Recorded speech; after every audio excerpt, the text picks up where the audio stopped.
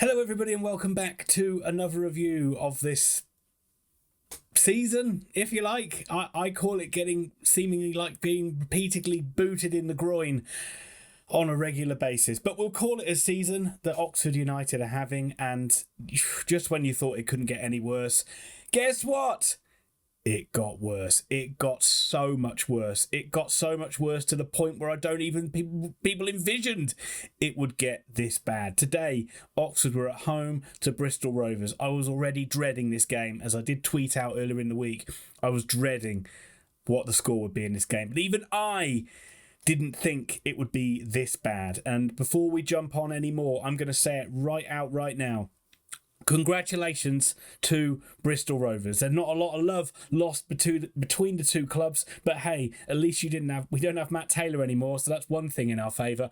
But congratulations to you guys. Your team absolutely outplayed us, outfought us, out everything us, and certainly outscored us, as the score rather humiliatingly ended Oxford United 0. Bristol Rovers 3. Look, for me, it was blatantly obvious what needed to be done last week with a change of manager. It didn't happen, and that is why I was dreading this weekend, as I could only see Karl Robinson's side going up against the Joey Barton side. Certainly such an out-of-form Karl Robinson side. I only saw this game ending one way. But I will get into more of that, and I will get into where I place the blame, because I don't place it solely on Karl Robinson for this one. I'm kind of done with him, to be honest, and as much as I don't want to stick the knife in on him, I am hoping that is his final game in charge of Oxford United. But I have got timestamps down below, because we are going to talk about some team news, and then we're going to talk about the game. Then I'm going to do some player ratings. They're not going to be high, I can tell you that much. And then I'm going to give my final thoughts at the end of it, because it seems almost inevitable now that Oxford United, if we stay up, it's going to be because of there's 4 worse teams than us, rather than us being anything good. And Oxford's form has quite frankly been disgraceful, and that's probably showing in why it's a mix and match and a bit of a licorice all sorts of formations and tactics and team every single week. Oxford played 4-2-3-1 this time. There have been some injuries in the Oxford United lineup, but we saw the return of Stuart Finlay. He's been left out in the cold by Karl Robinson, but he comes back now as the knight in shining armour. The last time we kept a clean sheet, I actually saw that. Stuart Finlay was in the side away at Sheffield Wednesday, if you can believe it. But it's a whole new back four again, or jiggling around the back fours again. Elliot Moore comes back in after having personal problems last weekend. Not captain anymore. We'll get to that. Sam Long goes back to right back. Kieran Brown goes back to left back. So Fleming is out of the side. It's a mix and match. No cohesion in that back line.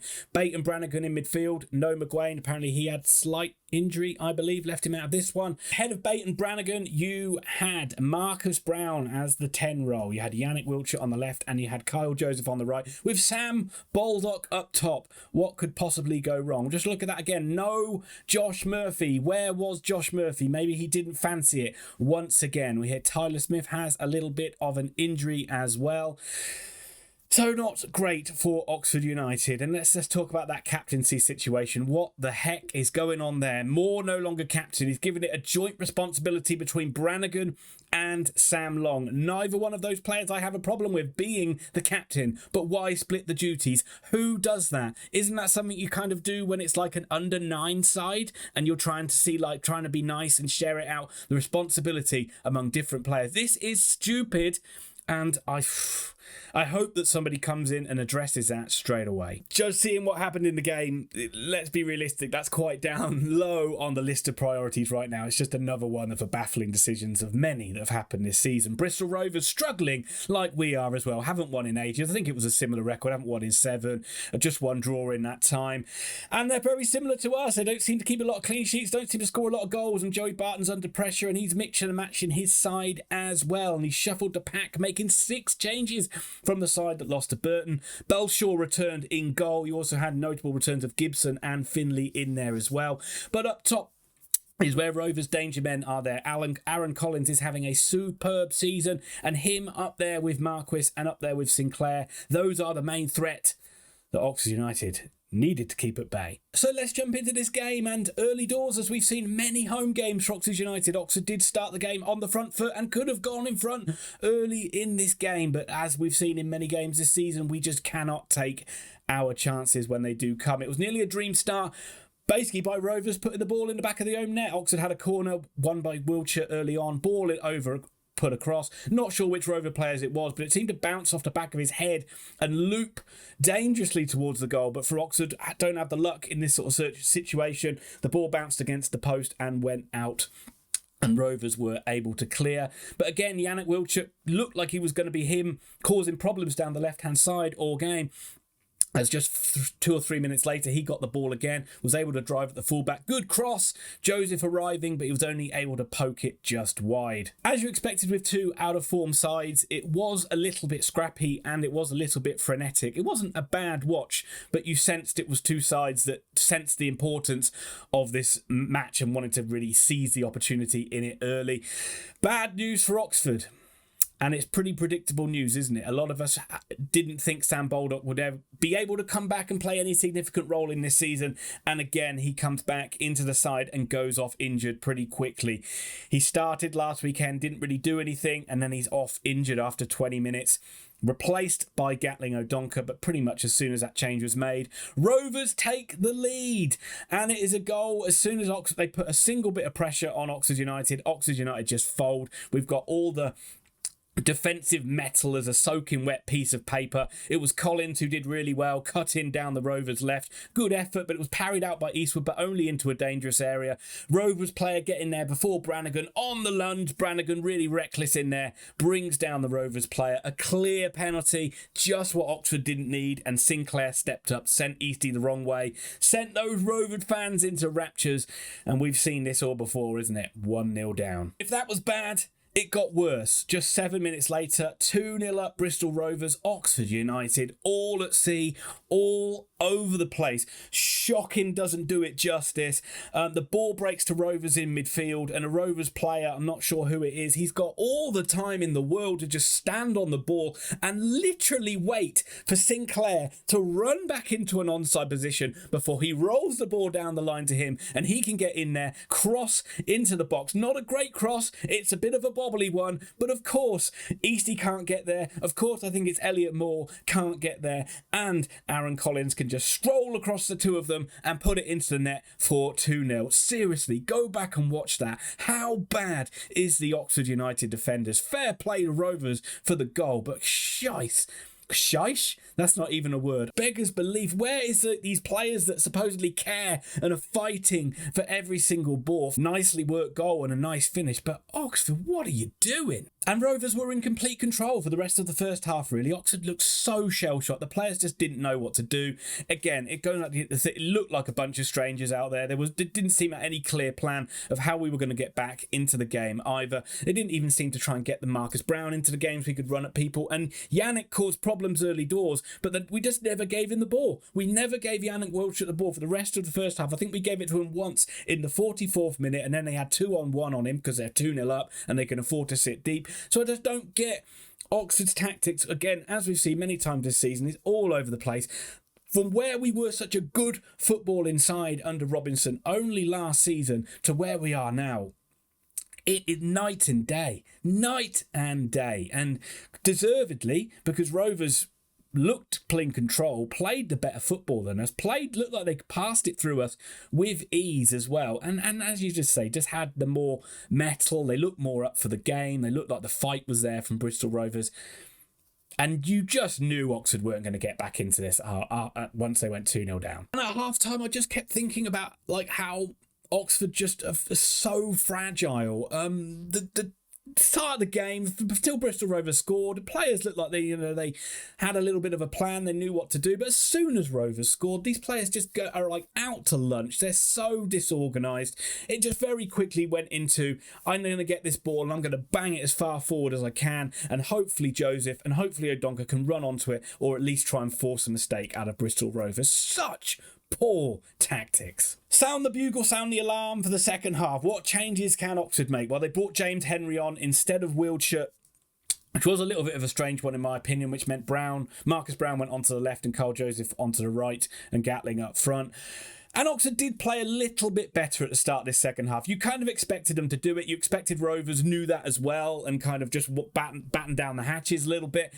And Oxford did play a little bit better. But again, it's easier to play when you're 2-0 down. You've got nothing to lose, if you like. So you can go out and express yourself a little bit more. And there was early doors. There was a Henry played O'Donker in.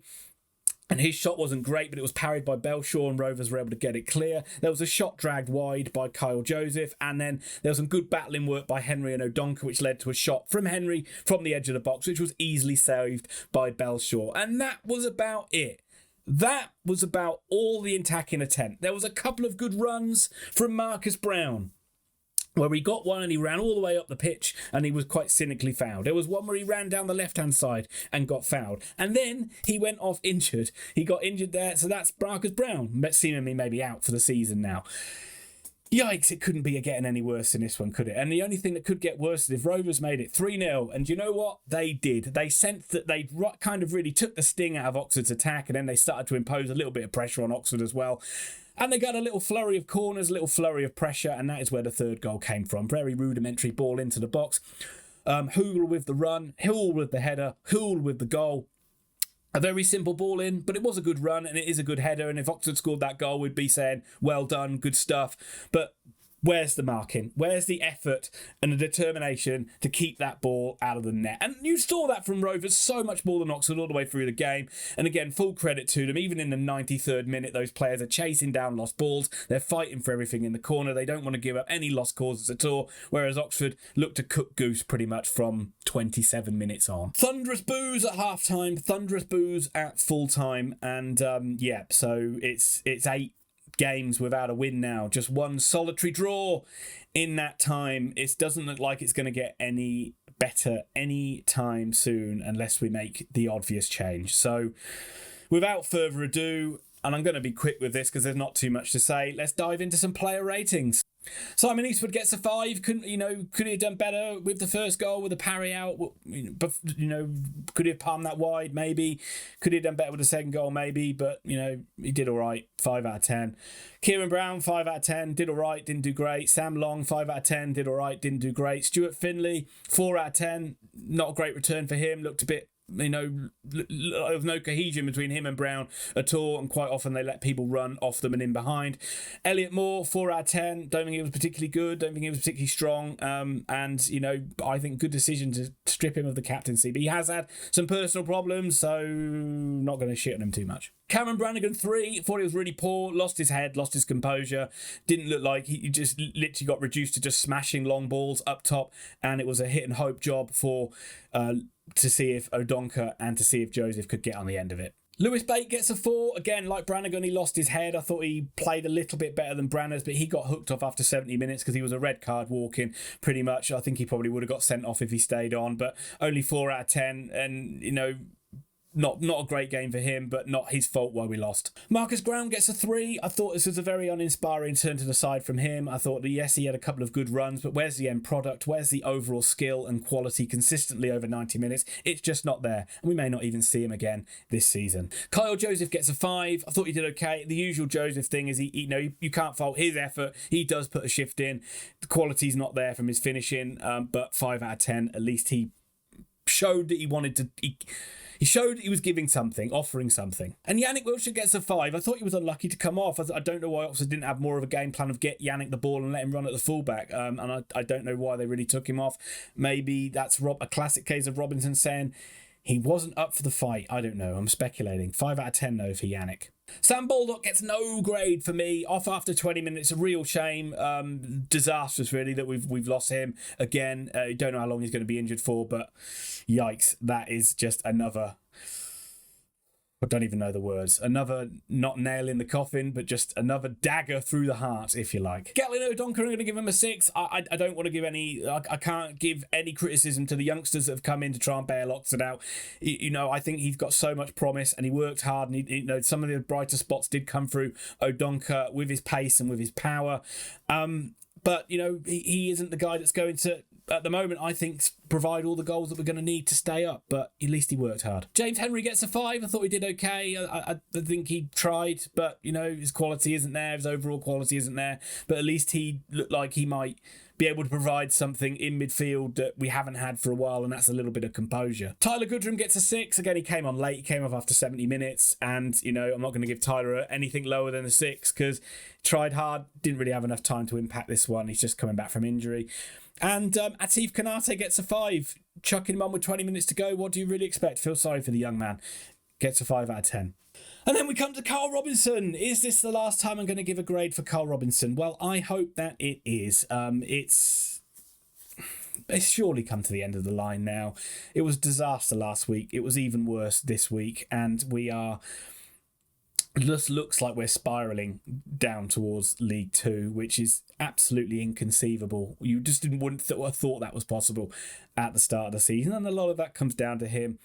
It's very much just throwing things at a dartboard and seeing what sticks, and nothing's sticking. Everything's just such a mess. There's no cohesion in this side. And it all comes down to him, I'm afraid.